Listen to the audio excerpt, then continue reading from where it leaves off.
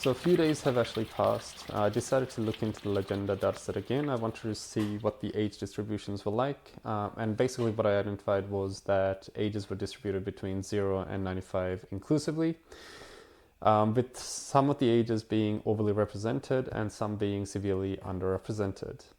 So that basically decided the regression versus classification task for me. Because there were some ages, some specific ages that weren't represented, a classification task made sense. And not only was it a case where we didn't have enough data, but after examining the data, the images themselves, I realized that it was a lot harder to exactly age a person. And from an annotation point of view, from my annotators specifically, it was going to be easier to just place people into age brackets. So I decided to go with a classification task, and I decided to define my own age brackets. So to decide my brackets, I decided to look into the Iowa State University article, Periods of Human Development, by Laura Overstreet and Lumen Learning. So the article provided 10 categories for different stages of human development, but didn't specifically focus on the different facial characteristics or the physical characteristics of each of these age groups, more so on the social aspects and how each of these age brackets interacted with the world around them. The NIH article on human growth and development by Palanikumar Balasundaram and Indira Priya Darshini Avulakunta separated the physical growth from the development growth, but only focused on 6 categories and solely focused on children to adolescents. So leaving adults and seniors out of the age categories. What's more, one of the categories that they defined, the toddlers to early childhood, had overlap between them in terms of the age ranges that each spanned. And even though they had defined these high-level categories, they rarely mentioned them explicitly in their study, preferring to rely on the ages themselves. So it kind of made it difficult for me to break down their categories and their age ranges and ages and define my own categories out of it. But I found both of these studies to be a good starting point to sort of build up my own categories. I already knew that I wanted to group facial characteristics together. Now there was discrepancy between the age brackets themselves in both of these studies, as particularly in the early years. So what I decided to do was to go through each of these age brackets that they had defined and try to come up with my own reasons for defining my own age brackets. So based on observing a sample of images from each of these age brackets, I believe that I've come up with a set that's representative, at least from the data that I've seen. So that is the 0 to 2 bracket, the 3 to 6, and the 7 to 10. So these were inclusive and match what was written in the Iowa State University article. Now again, I defined these age brackets by observing the sample images that I had.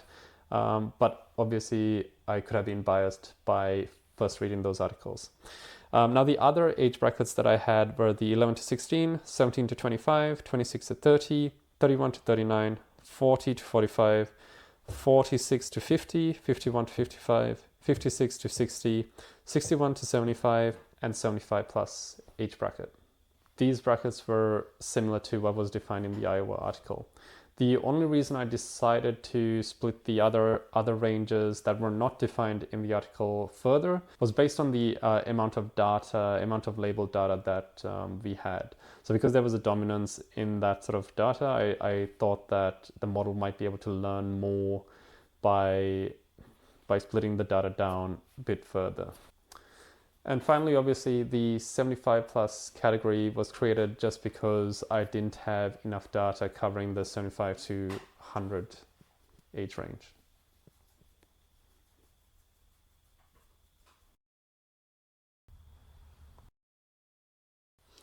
To deal with the class imbalance and prevent overfitting, I decided to check out what data augmentation techniques were suitable for my scenario.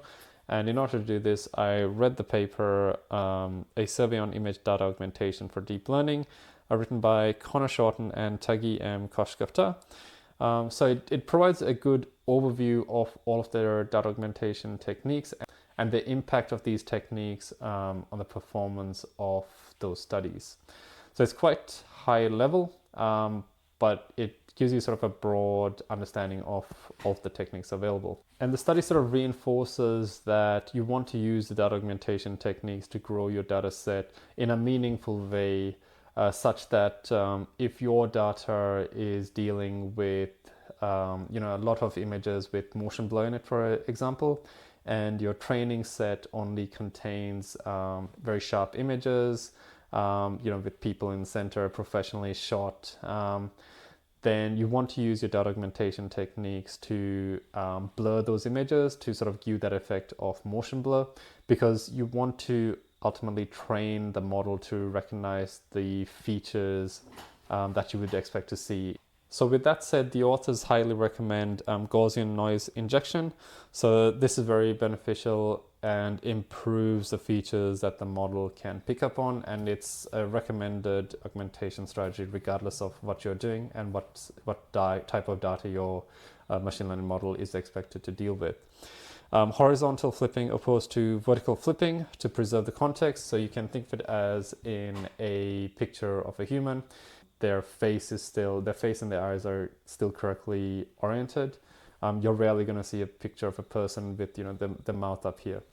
So horizontal flipping opposed to vertical flipping.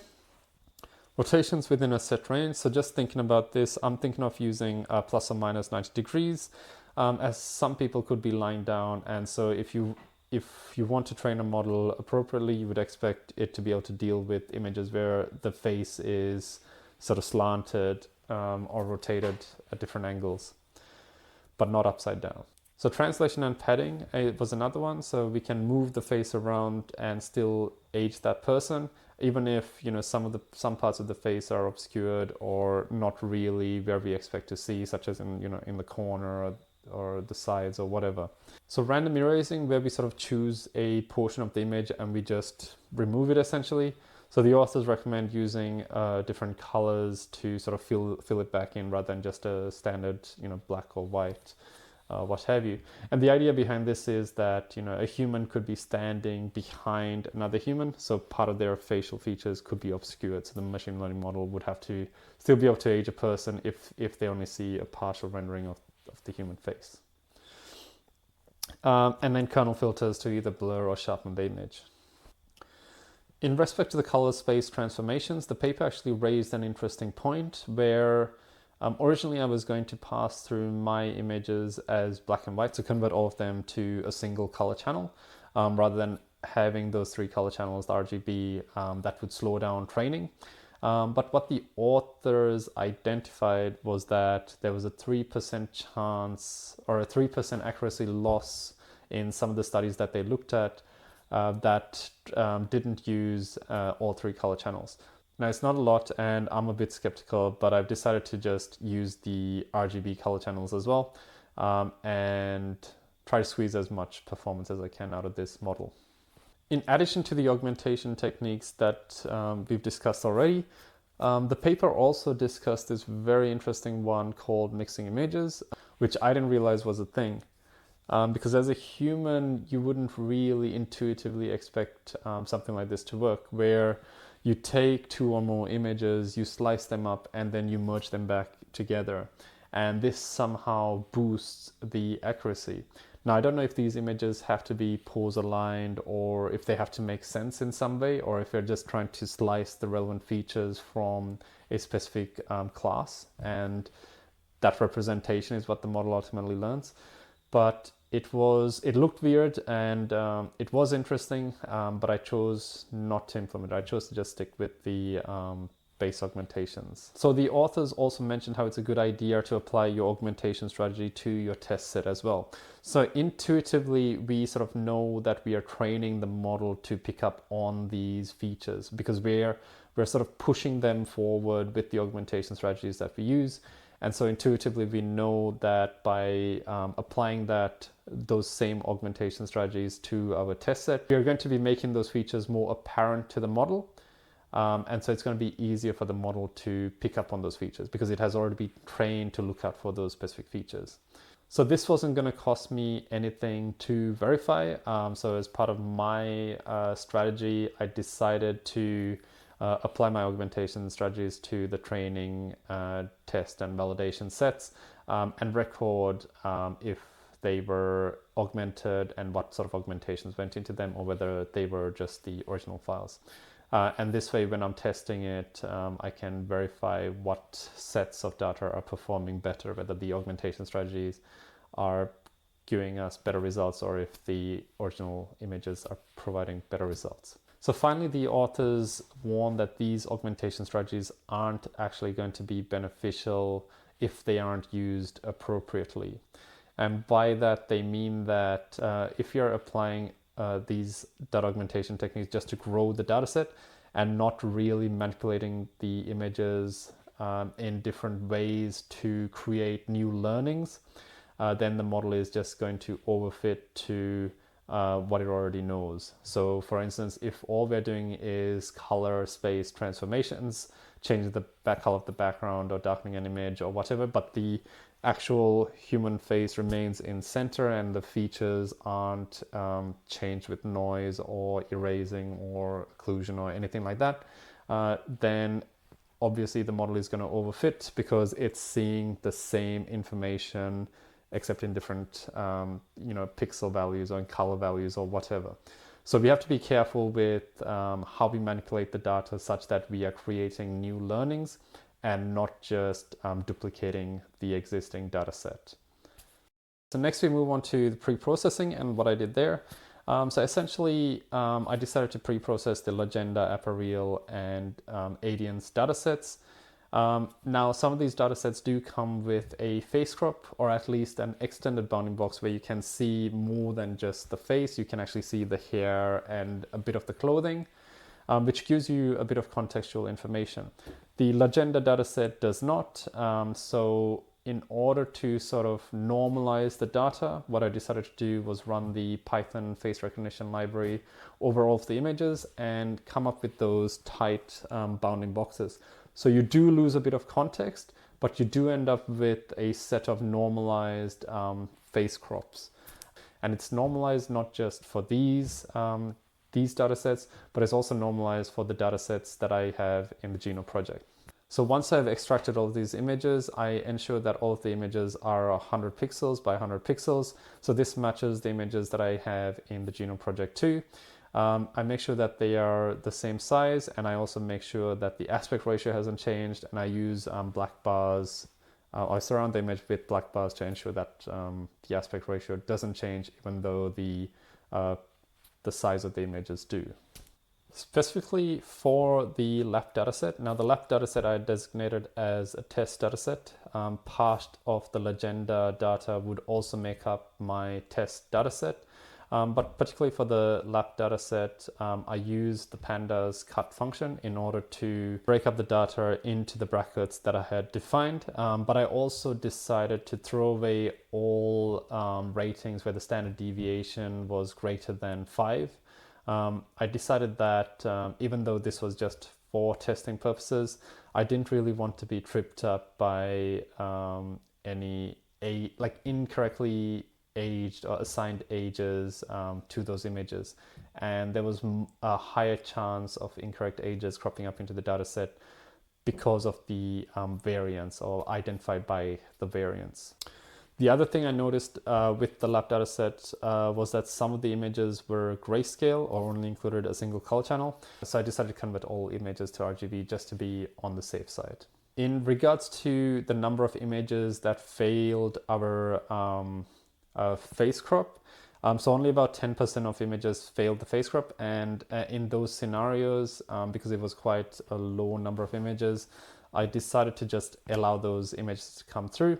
So 10% of the images weren't the full face crops, it was the much wider bounding boxes that the lab datasets had. So moving on to the Adience dataset. So this was another one of my test datasets or datasets that I had designated for testing.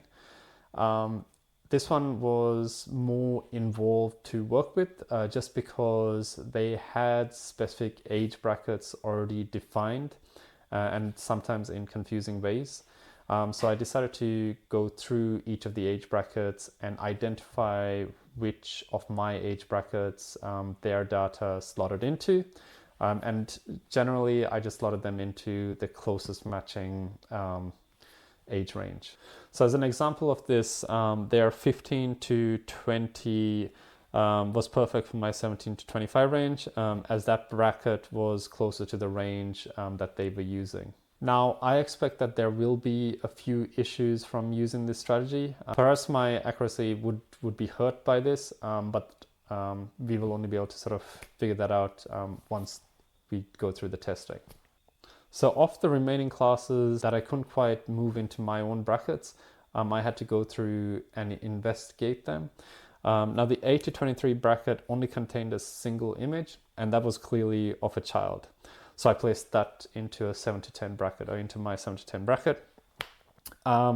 Likewise, the 8 to 12 bracket also slid into my 7 to 10. So the 27 to 32 bracket contained several pictures of the same set of women. Now they all looked young and around their mid-20s, and the closest bracket I had to that was the 26 to 30.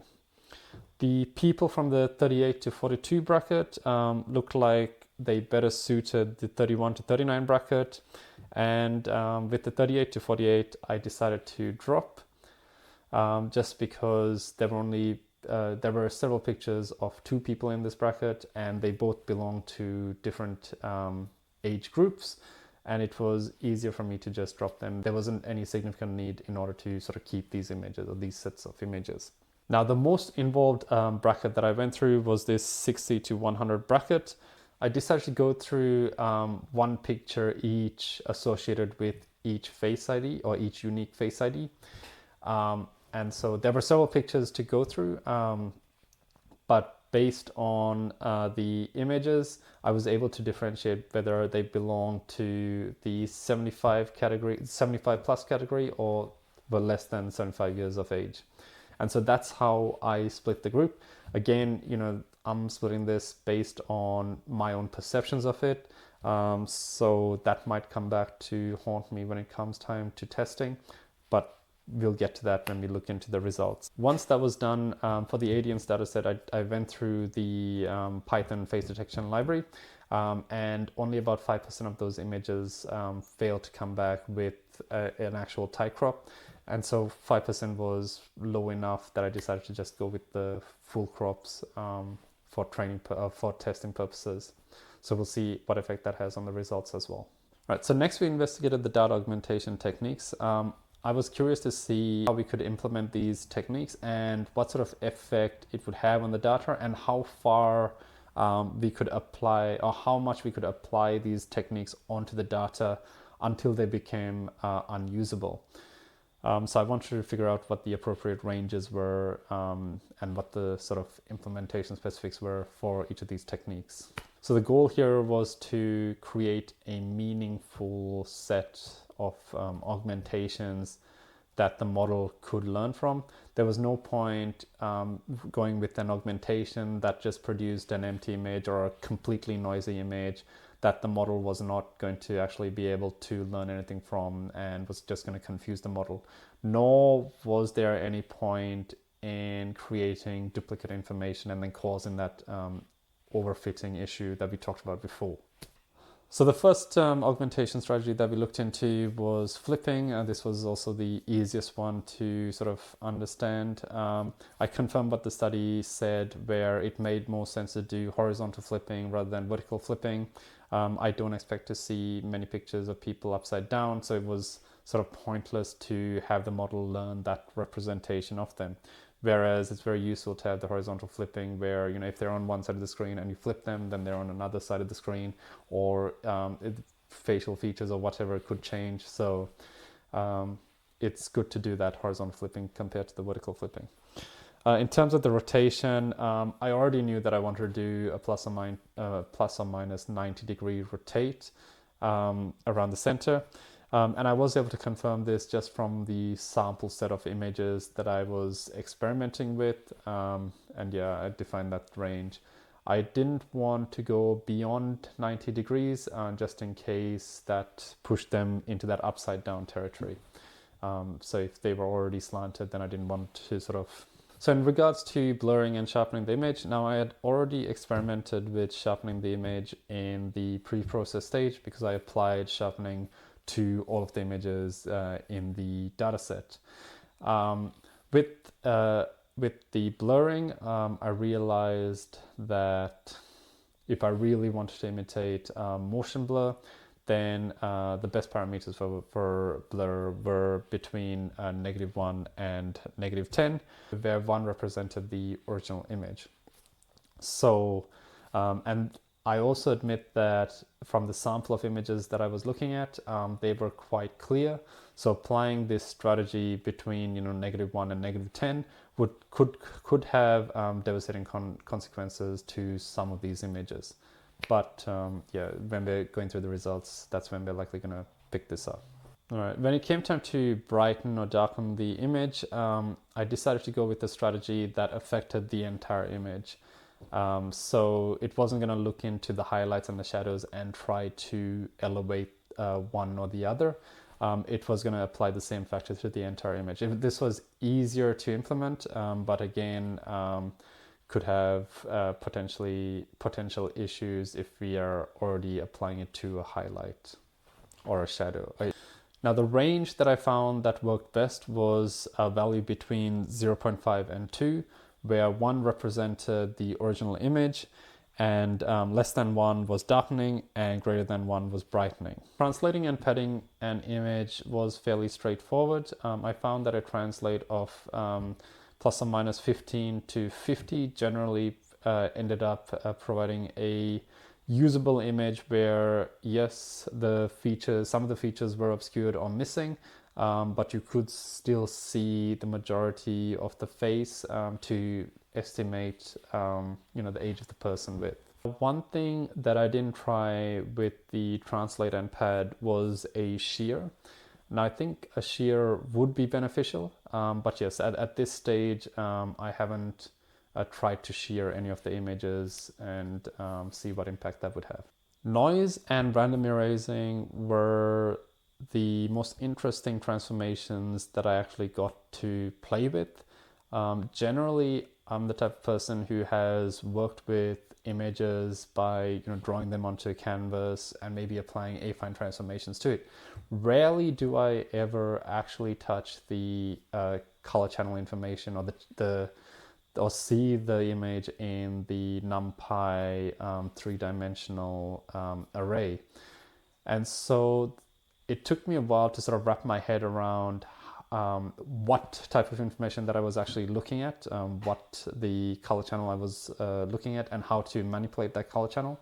But once I had understood all of that, then everything clicked and it was easier to manipulate the image as I liked, to add noise or remove noise or whatever.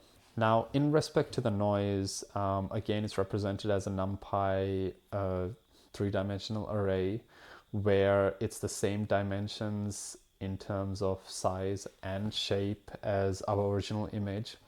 Now, originally I decided to sample from a Gaussian distribution with a mean of 128 and standard deviations of as low as 5 to as high as 50.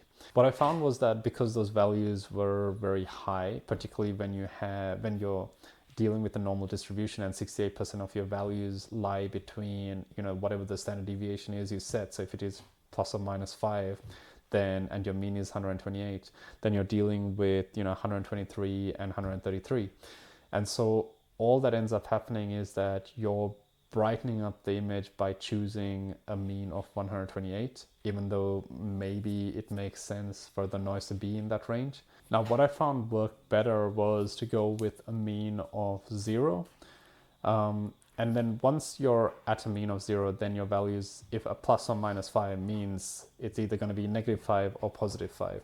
And so you can subtract those values from your color channels or add to it. And you're not brightening up the image, or you're not really going to increase the pixel values to a point where it just becomes a white blob in specific parts of the image. So I found working with noise to sample from mean of 0, and then that gives you a Gaussian distribution where 68% of your values don't cause a shift in the brightness or the darkness of an image. So with my experiments, I found that standard deviation of 20 to 50 produced images with different levels of noise that were still, medium to high, but still usable in terms of, trying to differentiate the features, the facial features for the purposes of aging the person, at least from the sample of images that I had. So in regards to random erasing, this was another interesting one to work with, because I didn't realize Pillow or Pill would actually lock the ND array when you manipulate it. And so you have to clone that ND array to unlock it, and then you can apply your manipulations to the image itself. So that was one of the confusing things that I sort of went through and figured out. But once I had figured that out, then actually randomly erasing or like blocking out a part of the image was fairly simple. And I found that positions between 5 to 75 in either the X or the Y were valid, and with a height and width of between 20 to 80 produced usable images after the image had been, parts of the image had been erased, randomly erased. So I found that worked the best, depending on, obviously where the face was or how many features of the face were visible. And like the authors had suggested, rather than leaving it as just a black box, I decided to just fill it with noise, and I already knew how to generate noise at that point. So now that I understood the augmentations that I wanted to apply, it was just grouping them into augmentations that made sense. And I came up with three of them, or three approaches that I thought was suitable. So we had the first, which was noise, flip, random erasing, and rotating. And so this was the NFER set of images. The second was flip, random erasing, blur, darken, and rotate. So this was called the FEBDR set of images. And the third was translate, noise, darken, and rotate, TNDR. So I applied these augmentation strategies to each of my datasets, and after observing a sample set of images where these augmentations had been applied, I found that the TNDR strategy was particularly challenging, but I was interested to see how it would do. So once the augmentations were performed, the Legenda training dataset grew from 54,000 records to 215,000 records. Now, I didn't want to use all of that data. One, it would be very difficult to train with all of that data. It would just take too long. And two, I didn't want to train with all augmented images. So for instance, in some of these underrepresented classes, I didn't want there to just all be augmented images. I wanted mainly to focus on the original images that we had.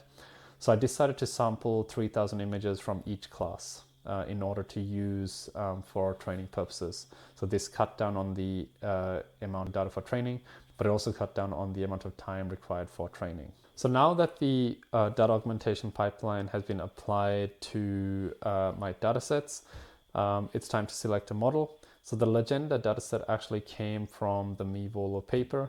Now the MiVOLO architecture was defined for age estimation purposes, and the authors showed how it had state-of-the-art performance when compared to other CNNs and the VOLO architecture. On the datasets UTKFace, Legenda, and the IMDb clean dataset. Now, the issue with using the MiVOLO architecture was that it was designed to be used with face crops and body crops. So you could use it just with the face crops, but with the body crops, you're going to get better performance just because intuitively, a child is much smaller. So it makes sense. Having that option would mean that I would benefit from it if I use it. And if I wanted to use it, then I would also have to come up with a strategy to perform those body crops from the images that I have. And I'm not sure how to do that. The VOLO architecture is simpler, and because I don't need the body crop part of it, it's just easier for me to go with the VOLO architecture instead of the MiVOLO. So traditionally I would have gone with a CNN, but the authors claim very strong performance with attention-based models, particularly for age estimation, at least from the papers that I've read. So I thought I would have a go and just see how the transformers worked and how they compare to the CNNs, particularly in the implementation sort of details. So my model is training at the moment. I will report on those details once I have the results also prepared. But getting it to the point where I could train took a bit of time, and the training itself, particularly with my hardware, currently is taking a bit of time. So once I have that, I'll provide another update.